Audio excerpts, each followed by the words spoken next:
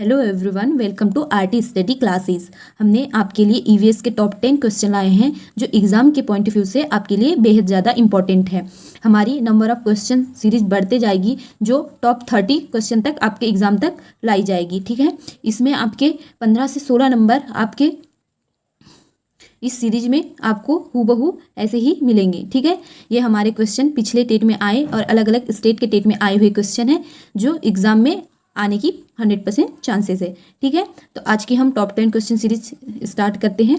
आज का हमारा फर्स्ट क्वेश्चन है, मिथिला लोक चित्रकला का लोकप्रिय नाम है। ठीक है, किस चित्रकला को मिथिला लोक चित्रकला के नाम से भी जाना जाता है? हमारे ऑप्शन दिए गए हैं, अल्पना, सेकेंड ऑप्शन है हमारा मधुबनी, थर्ड ऑप्शन है मांडना और फोर्थ ऑप्शन है हमारा वॉरली।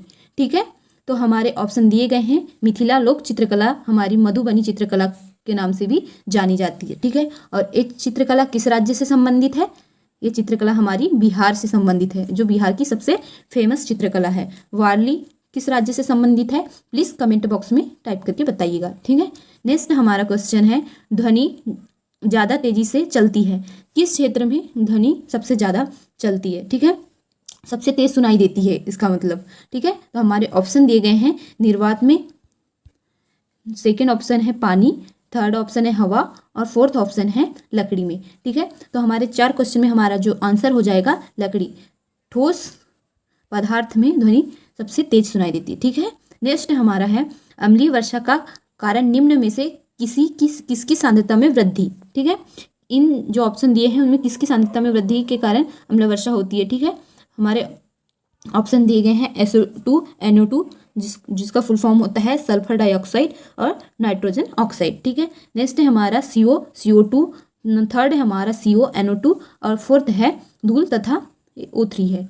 O3 किसे कहा जाता है? अमोनिया को। ठीक है, हमारा इसका आंसर हो जाएगा SO2, NO2। ठीक है, इसकी सांद्रता में वृद्धि के कारण अम्लीय वर्षा होती है। ठीक है, नेक्स्ट क्वेश्चन है, ओजोन परत की मोटाई नापने की इकाई है।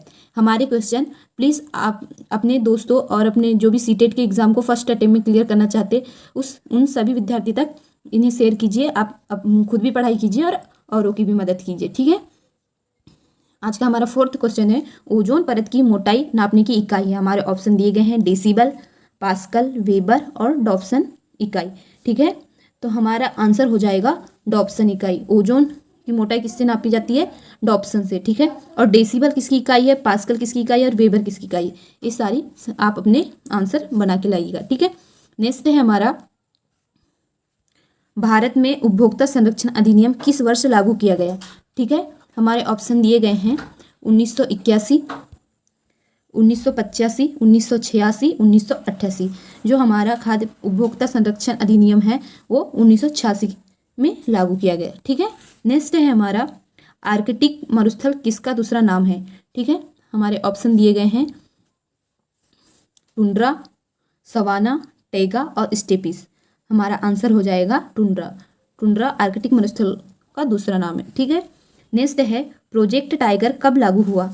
आपको प्रोजेक्ट से संबंधित सन पूछे जा सकते हैं, इसलिए एक इम्पॉर्टेंट सन की सीरीज आपके लिए लाई जाएगी। ठीक है, जो यूएस में आपके जो दिवस होते हैं, डे होते हैं, वो भी पूछे जाते हैं। 2 से 4 नंबर आप वहाँ से आसानी से ले सकते हैं। ठीक है, हमारा है, प्रोजेक्ट टाइगर कब लागू हुआ था?